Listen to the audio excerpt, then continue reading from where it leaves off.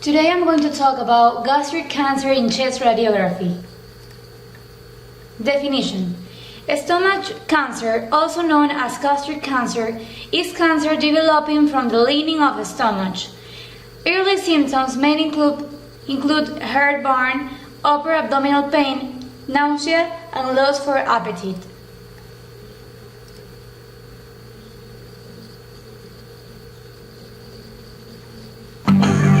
The gastrointestinal or GI tract includes the mouth, esophagus,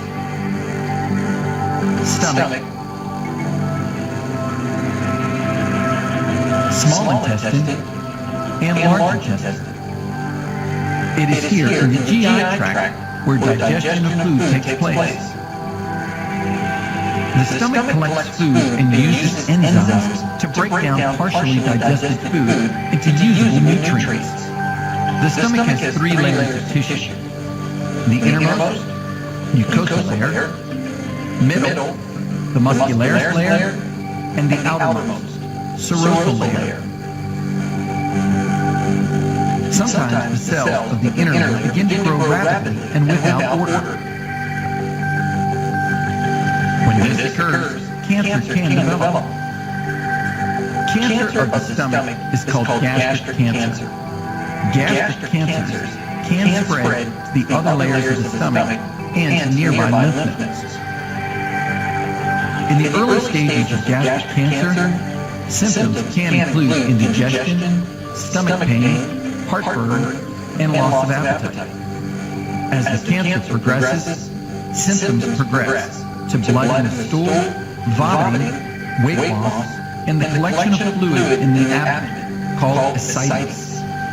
Treatment and prognosis of gastric cancer depends on the stage at which the cancer is diagnosed.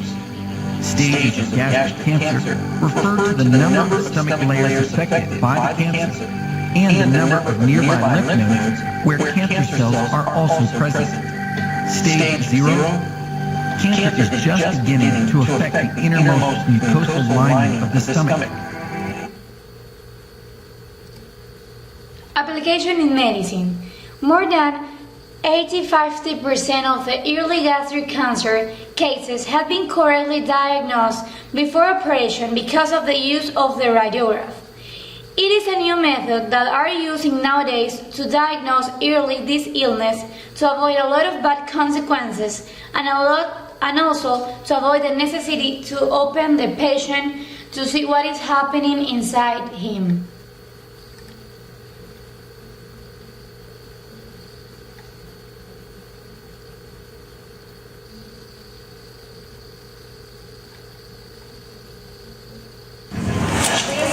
You would put the say line. It's just that when you're lying on the back, the stomach tends to be a little bit more, and it says locker. Okay, now we're going to go back to our right marker.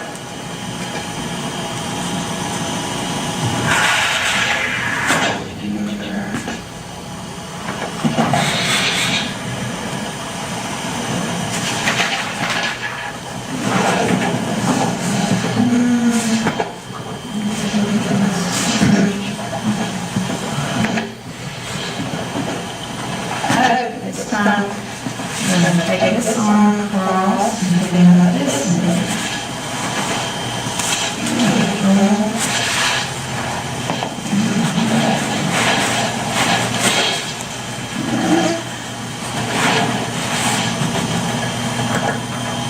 And the LPO again is going to be just like the right lateral. It's a little bit higher than the PA and RAO.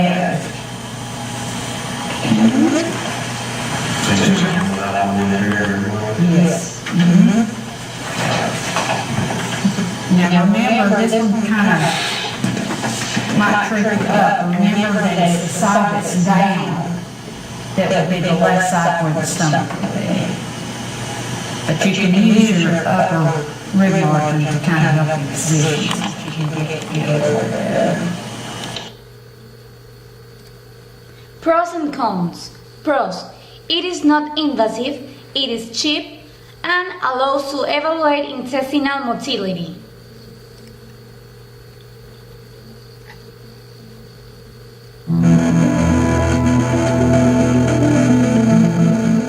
Gastric cancer is cancer arising from the stomach. And in the early stages, gastric cancer does not, unfortunately, have a lot of symptoms. The symptoms can often be very vague and things that may be seen with other common diseases, such as gastric ulcer disease. So people can have some nausea, feeling of fullness, sometimes some vomiting. Now, as gastric cancer becomes more advanced, you start to see more symptoms such as what's called unintentional weight loss, which is you're not trying to lose weight and you're losing weight. Jaundice or yellowness of the skin is a late sign, as is getting weight gain around your abdominal cavity. About 10% of gastric cancers are what is called the familial disposition. That is, it runs in families. 3% of all stomach cancers are hereditary, and of those, the most common form that we know about today is something called hereditary diffuse gastric cancer. This is from a bad gene or a faulty gene that is passed on from one set of parents called CDH1 or cadherin-1. And in patients who inherit this gene, they have about a 70 to 80% lifetime risk of developing gastric cancer. They also have a 50 to 60% risk in women of developing a lobular breast cancer.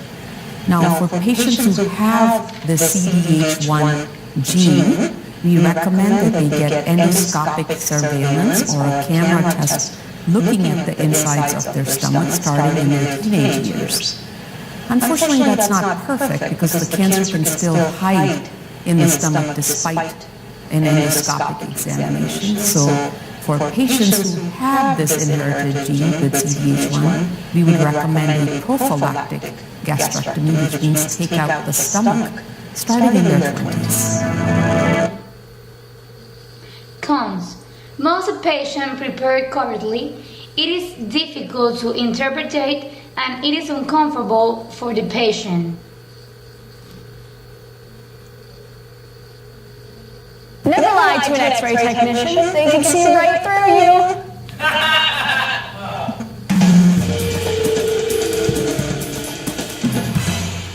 Hi everyone, Julie here from D News. Most of us have gotten an X-ray at some point, either at the dentist or maybe when we break a bone, but I always had to wear an uncomfortable heavy lead apron. And that makes me wonder, are X-rays safe? And how the hell can they see through me? X-rays are another form of electromagnetic energy, which is a long spectrum. Visible light, which we can see, just makes a tiny part of it. On one end are radio waves, and on the other end, gamma rays. X-rays have waves that have a higher energy and are a little longer than gamma rays, but a little shorter than visible light. We can't see them, but they can sure see through us. They were discovered in 1895 when a German scientist was experimenting with passing electrical currents through gas in tubes. These tend to light up when hit with electrons, so Wilhelm Conrad broke in, covered up one of his tubes with a box, but he noticed something strange. An object nearby glowed. He assumed that some type of energy was getting through the box, but it wasn't light. But he didn't know what kind of energy it was, so he called it X, hence X-ray. He found that it passed easily through some objects, like our soft tissues, but not through other objects, like our bones or lead. He produced the first image of an X-ray by taking a radiograph of his wife's hand in 1895. It was heralded as a medical miracle. Suddenly, the new technology took off. Everybody was using it to find breaks in bones or bullets lodged in bodies. Soon, people noticed some problems. Early X-ray technicians started having skin problems on their hands. Their skin would get dry and scaly, or they'd get burns, or their hair would fall out. After a while, the damage would be so severe they'd have to amputate fingers, hands, sometimes whole arms. Dozens of people died from radiation exposure. But no one really seemed to take heed. People still used X-rays for removing unwanted facial hair or for shoe fittings in department stores. Not surprisingly, people got sick. Women who got X-ray treatment to remove hair wound up with dry, scaly skin, enlarged blood vessels, and finally some developed cancer. But is it safe now? Well, we certainly learned our lesson from those early days. X-rays are still considered a carcinogen by the World Health Organization,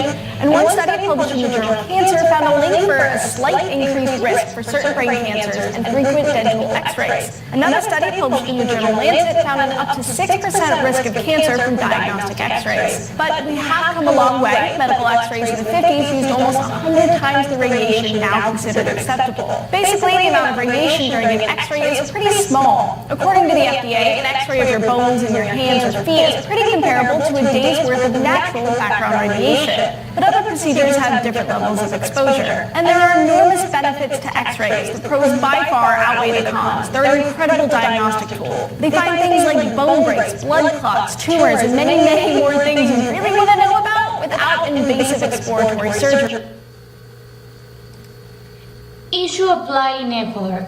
In Ecuador, radiographs are used to diagnose gastric cancer, since through the image you can see the different anomalies that the patient has inside of him, and that can be treated during an early stage so that the cancer does not become more big.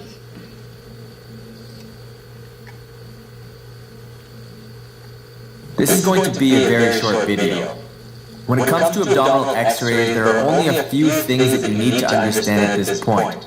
And this video is designed specifically so that you can learn a basic approach and be comfortable with most abdominal x-rays that you're going to see. The utility of the abdominal x-ray in today's practice, practically speaking, is very limited. With that being said, abdominal x-rays are still ordered relatively frequently in a few discrete clinical situations. And I've listed a couple of them here and the sensitivity of the abdominal x-ray in these clinical situations. First, for ruling out free air, say in the setting of perforation, the abdominal x-ray is actually quite sensitive, but it's not 100% sensitive.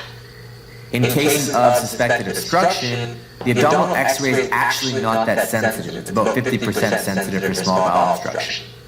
With that being said, there are some relatively specific signs for small bowel obstruction, but if the bowel gas pattern is non-specific or bowel loops are filled with fluid, you can't really exclude small bowel obstruction.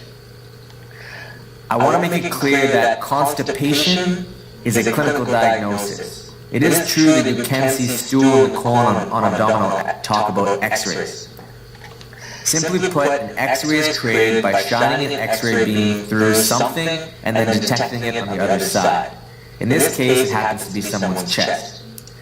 The principle here is simple. Tissues of lower density are going to appear darker, and tissues of higher density are going to appear brighter. When it comes to x-ray, you only need to know a few basic radiographic densities. We have air, which is a very low density and is going to show up the darkest, and very, very dense structures like bone and metal are going to show up as very bright. In between, we have fat, and then we have water and soft tissue. Conclusion. In conclusion, since the creation of radiographs, everything has become much easier for the diagnosis of different diseases. Before, it was impossible to diagnose a cancer early without opening the patient, while nowadays, with an X-ray, we can see the abnormalities which the patient has without opening his body.